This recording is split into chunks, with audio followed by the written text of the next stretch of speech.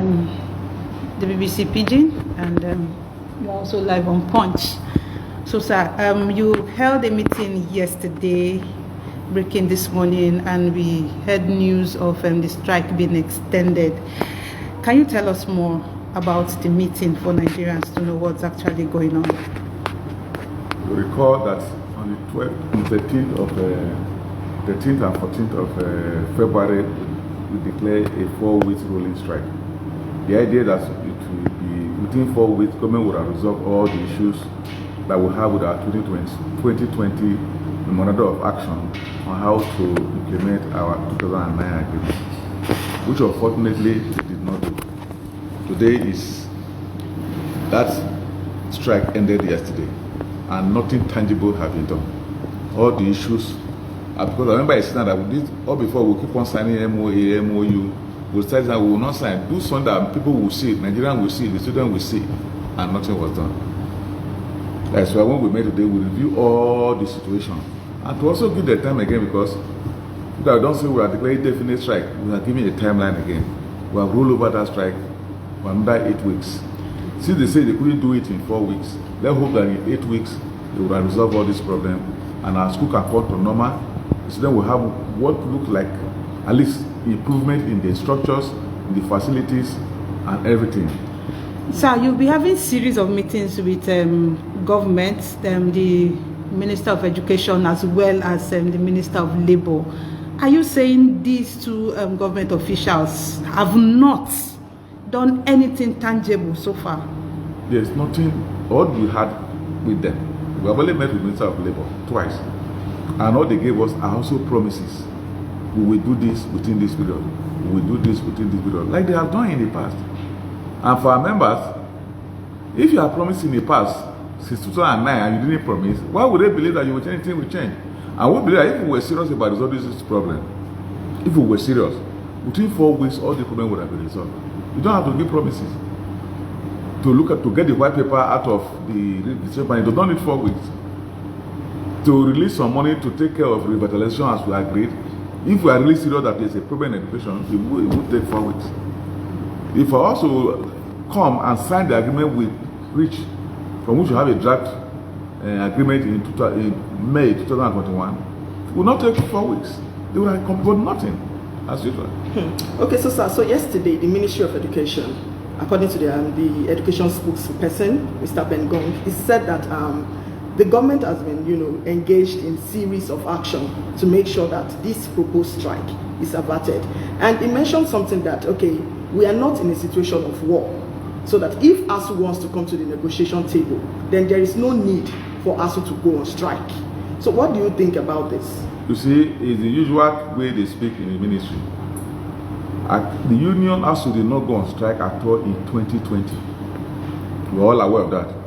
This negotiation was done and concluded in May 2020. Were we on strike?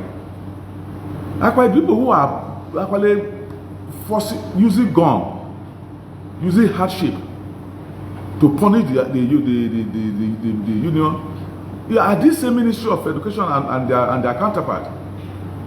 You reach an agreement, you say let's wait them out. They will come to beg. When they come to beg, you can now reduce what you have negotiated.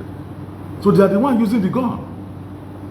If between May 2021 and February 2022 is 8 months for them to look at what we have discussed and come we will sign. Well, we go on strike for the 8 months, but they just want to sleep. As usual, that thing is finished. So they are the people creating this problem, not us. So there are people who are actually on strike. We have been on strike for 4 months. The government will on strike for 8 months. We reached an agreement in 2021. They went on strike. They didn't come out to start talking till February 2022. So they were the one on strike.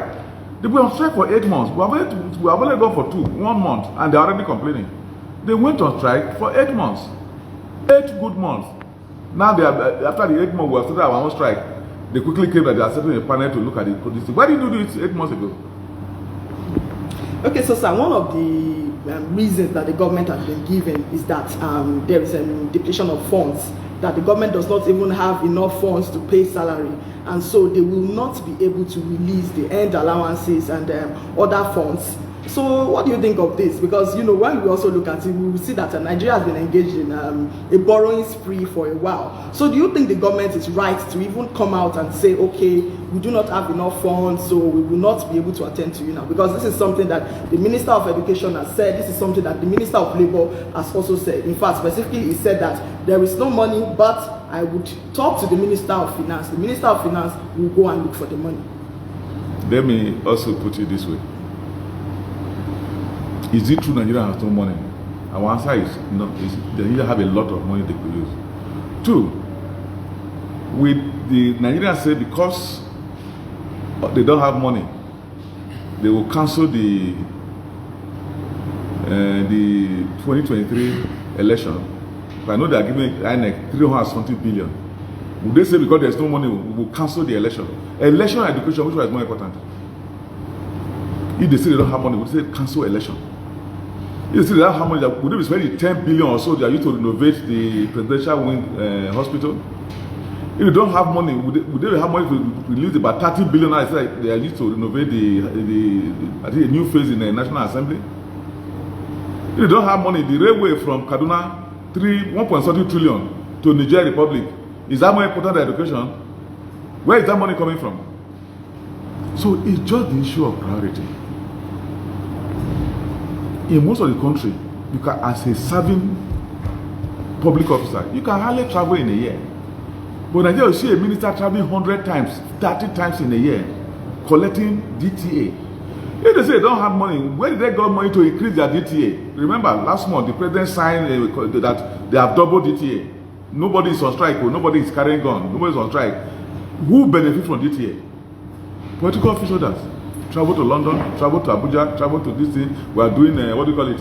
We are doing something, this legislation, what do you call it? To go and visit area. They are the one collecting the DTA. You double your own because you don't have money. The one that affects the ordinary Nigerian people, you don't have money. It's not correct. Sir, the money collected from VAT only, that extra 2.5%.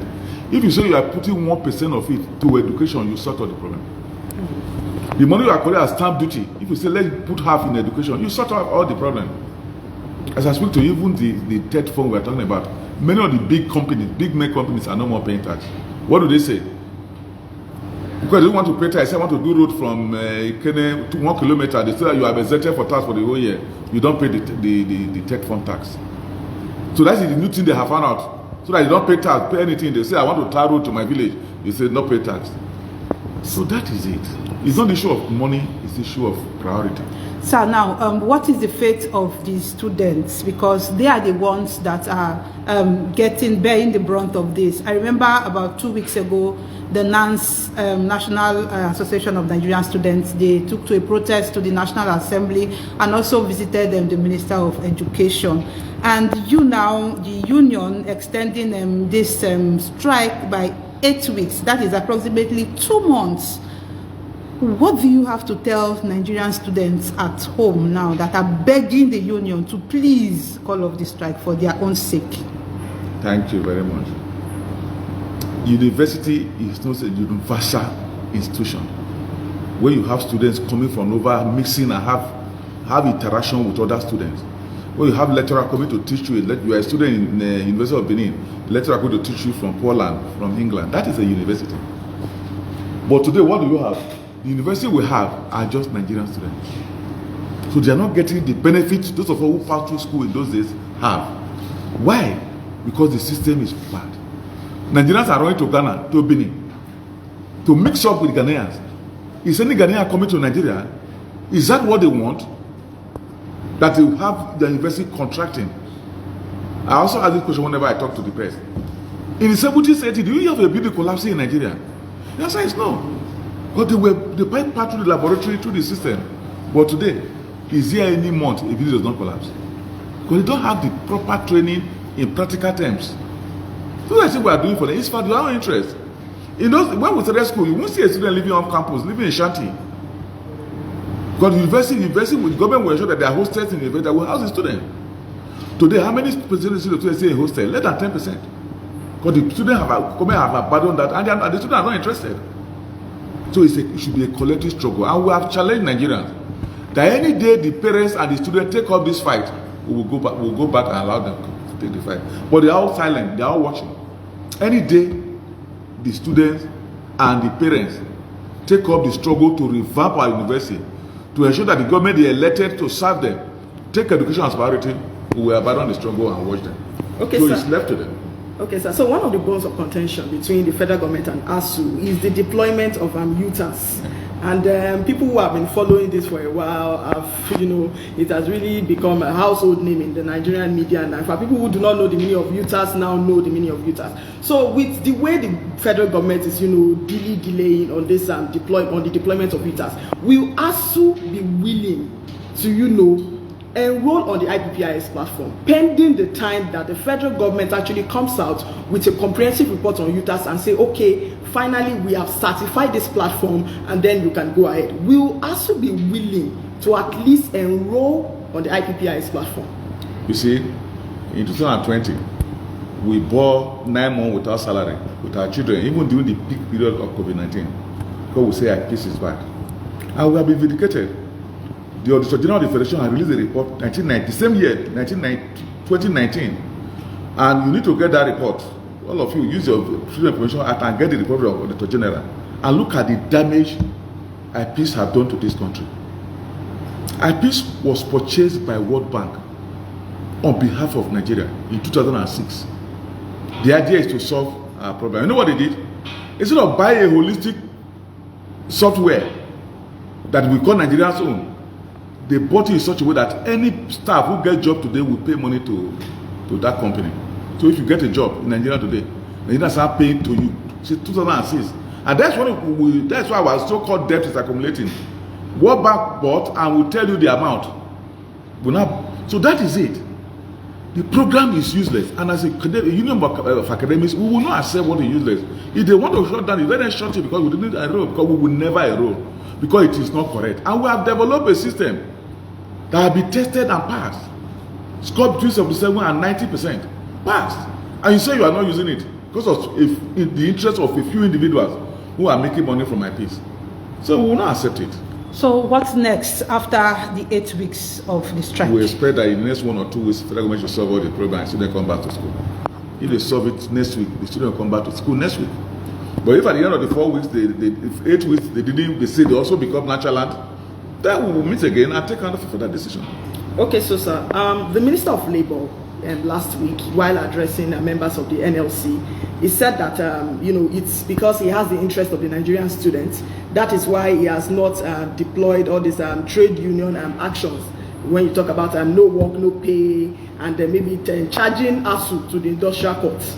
I mean, last year we all saw what happened with the Association of Resident Doctors when he tried to, intervene, and then there was no end in sight. He charged the doctors to the industrial court, and at some point there was an injunction that, okay, these doctors will not be paid. Do you think that if perhaps the federal government fails to do the needful, and eventually maybe perhaps ASU is charged to court, and then maybe the government actually gives an injunction that, okay, for the period that ASU members refuse to work, the members will not be paid. Do you think ASU is willing to sacrifice the salaries and allowances for this period in time? Because this we have from reliable sources, this is something that we had that the federal government is actually contemplating.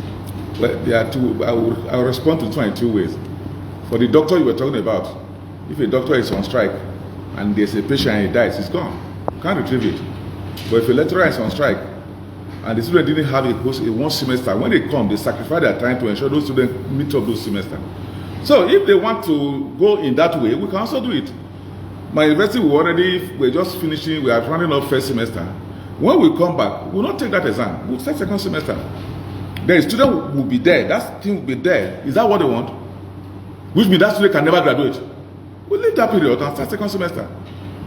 And continue for second semester because we didn't pay for those periods. We are not going to do the extra work. There's one option. The option 2 is that they want to take us to court. Let me take the doctors. When the Minister of Labour took that, what I refer to as a hopeless, you are dealing with an intelligentsia, and you took action, you take them to court, force them back. What happened? When Saudi Arabia advertised, what did you see?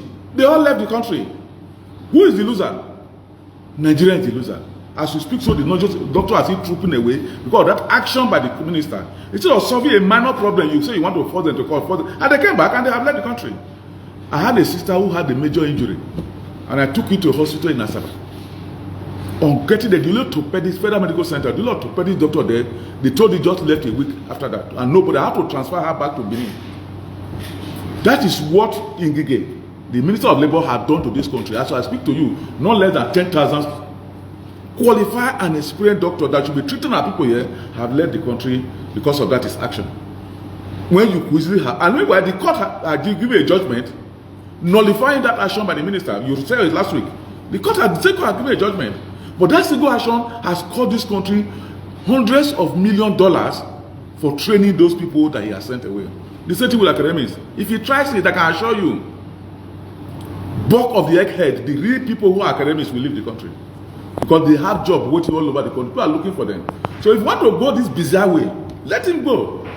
The country will pay for it. That's just a simple thing. Thank you, sir. In fact, you the doctors and the academics, we are not just roadside sweepers. We are not those who work in his office. We are people with integrity. So if you want to go that way, we also have a choice. We have a choice. If you want to go the way that more forcible, we can say we are not calling off the strike like the doctor did. Let him jail us. If that is what we want. Thank you, okay, sir. So the NUC sometimes ago, they actually lamented the brain drain in Nigerian universities. So the NUC gave a statistics and said that we have less than 100,000